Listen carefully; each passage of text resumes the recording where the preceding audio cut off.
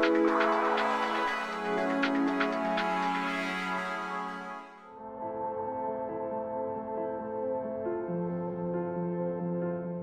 I did not live primitive, I lived with intelligence, you see. I have one single thing which you find now in the woods. I always say, who possesses general? The rough minerals rules the world. If you look into the newspaper today, it's the same thing. And I was seeing we were always depending on so many people whom we didn't know where it came from, and I say no. If you want to have really success, you have to go to the place where they come from. If you can, if happened, don't buy 100%. Buy 10, 20, 25% from let's say if it was a company, from the company. Let them work, let them make money, but have your, it's also a good American expression, your finger in the pie. In Alto Ligoni, at the end, I possessed 5% of the company. I had the finger in the pie. I never made money with this 5%, but I had always access to the production to see. And when I paid the right price, I could say. I had always was convinced who dominates the rough material, even stones, even copper, even everything, is the rules the world. And that made me so much enthusiastic. And I was also and I read a lot. I speak so many languages. I could speak to the people in Portuguese. Where did you find it? I could speak Malgache at that time, spoke mostly French. I could speak to them in French. I, let's say, searched my way through until I came to the origin. And then I was not afraid to sleep here on the ground, on a bag of straw, with fleas, with cucarachas, with everything, for a few days. So I lived like them, I heard from them, and then I established my relationship. When you go to Brazil, still today, Valadares, if you ask for Julius Petsch, they speak with a lot of respect, you see.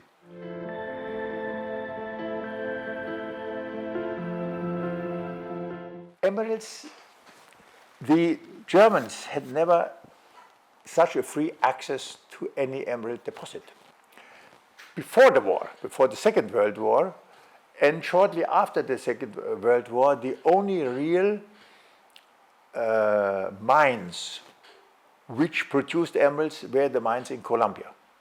And these mines in Colombia were in the possession mostly of foreign owners, which were mostly Americans, and I heard they were from Colombia. They were from New York. The emeralds in Colombia were rediscovered after the Second World War from Mr. Hans Jakob Klein, my neighbor here, his sons. They rediscovered the emeralds, they brought the emeralds here, but they could not succeed because they didn't have enough money to invest. And they were forced to sell the whole claim and everything to an American company who used the knowledge of the Fritz Klein and said to him, Fritz, stay at the mine, do the work for us, but we are the owners. And then the material, of course, had to go to them. And they distributed it where, I don't know, but here we never had any established emerald cutting industry. We had always here some emerald cutters. These were 5, 6, 7 people. There was the family Klein with a few lapidaries. There was 2 or 3 others, but it never established because the free access to the rough was not possible. Only the free access to the rough came when there was discovered, the first big discovery of emeralds was Carnaíba. Being so old, I was there. I can show you a picture of me 25 years being there, you see. Carnaíba. And these emeralds which came here, there was only one other buyer, was Lothar Haag. Lothar, unfortunately, was a friend of mine. He died, unfortunately. You see, what came to here, but the Idar people were not, that was not their line. It went to India directly. India has a big emerald cutting industry, you know. And when the Carnaíba came out, even there I started my relationship with India. I brought the stones here. Oh, you know, this is not good, and so. And the Indians, they knew 10 times better than me. They said, Mr. Petsch, do you want to cooperate with us? There I started my Indian business. I'll tell you later on. And then the rough came from Carnaíba. People didn't want to buy. The people didn't want to cut here. People had even no access. They could not compete against the enormous knowledge the Indians had and have about cutting emeralds. So forget it. There came the discoveries of later, there came discoveries from Sandavana. Sandavana was also not cut here. It was cut in India by Durlapshi. Later on, I was the chairman of Sandavana. Me. That's my other story. Therefore, I was divorced 2 times. I was the chairman of Sandavana Emeralds. It's another story. And but even here they were not interested. It went all to India. I can tell you my emerald story like this. The gemstone business I came in contact with to India, and an Indian group said, Mr. Petsch, we can work together. So I worked together for them with emeralds the last 40 years. I was the one who brought them to Madagascar, and we worked wonderfully. I never lost money. We worked together. I brought, for one part of the group, we organized Campo Formoso. I brought them together with the producers of Zambia, and I still worked with 76 years as a consultant in the mine of Ethiopia. I always worked with my group together 40 years. Now the eldest one already died. The second eldest one died now. For the group one is remaining, is 70 now, I'm 84. And how did I come to that? It's another story. It was like this. We are here only the last 30 years. So 84 less 30 is 54. I was 50. Before, we were still in the part of the city Oberstein, because the gemstone dealers in 1900 and so, they lived all in the part Oberstein. And the Idar started cutting. And were good cutters. And then re-established themselves and also made these wonderful houses. I was at Oberstein. On the opposite is another story. On the opposite side was a hotel, Pfälzerhof. And on this feld it was raining. Came an Indian who lived there in our office. My father died so early, but my mother, beautiful mother, I respect her until the end of my life, took out her, how do I say it, took out, how you call it, when you cook, took out the apron and said, I work in the business now for you. My mother was also intelligent, speaking fluently English and French and so on. And he came to the office. He said, I stay here until I die. My son, I help you here. I keep you back free.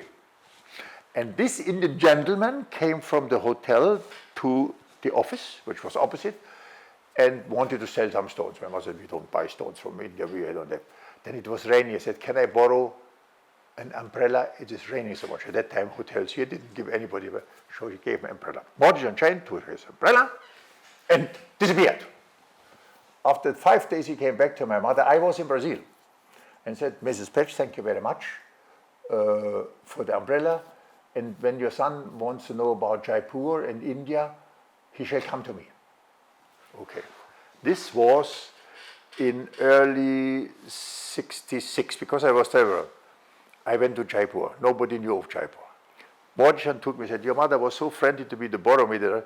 Come to me, I teach you. I went to the Johari Bazaar. I was sitting at the Johari Bazaar on the second floor in this India 66. Can you imagine? He said, Mr. Petsch, here is the market for semi-precious.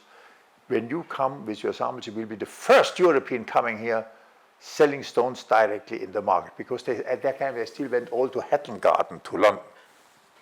Next year I came, of course, India, restriction, everything. Young men like me had my samples everywhere.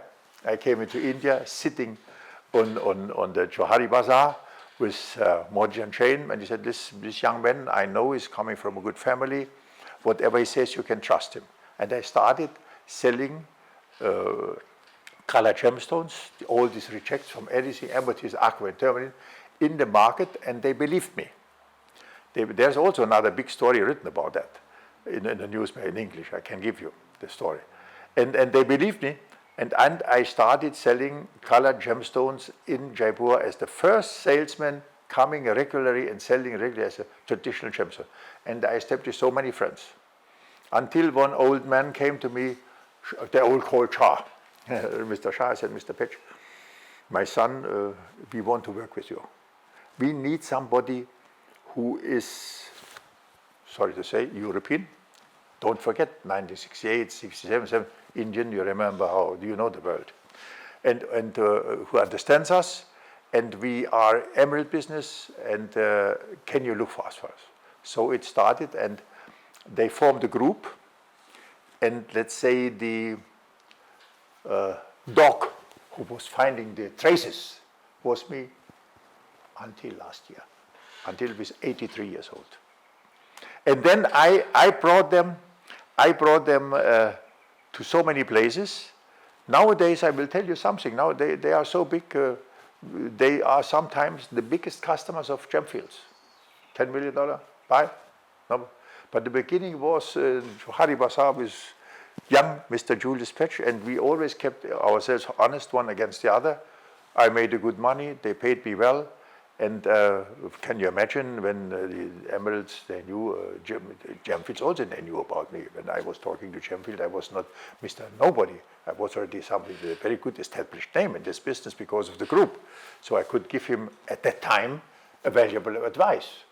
And so this emerald business grew, and we bought the stones until now. We got them. Now they just were at the auction in Nampula, and they bought for a few $1 million stones, all established, blah, blah, blah, many years back after this meeting in the Johari Bazaar from young Petsch in 1966 or 67. I have to look in India.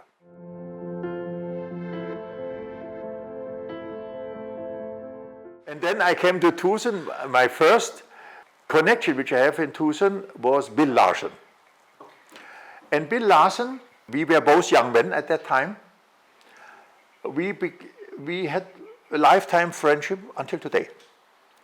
And that's a shame for me. I came, I think, to Tucson 30, 40 years back only. I was already over 40. I came to Tucson, and Bill was taking me on his hand and said, look, this is Tucson, you have to come. And I felt very well there, you see. I felt very well there, and Bill was introducing me to everybody, and we had a friendship until today.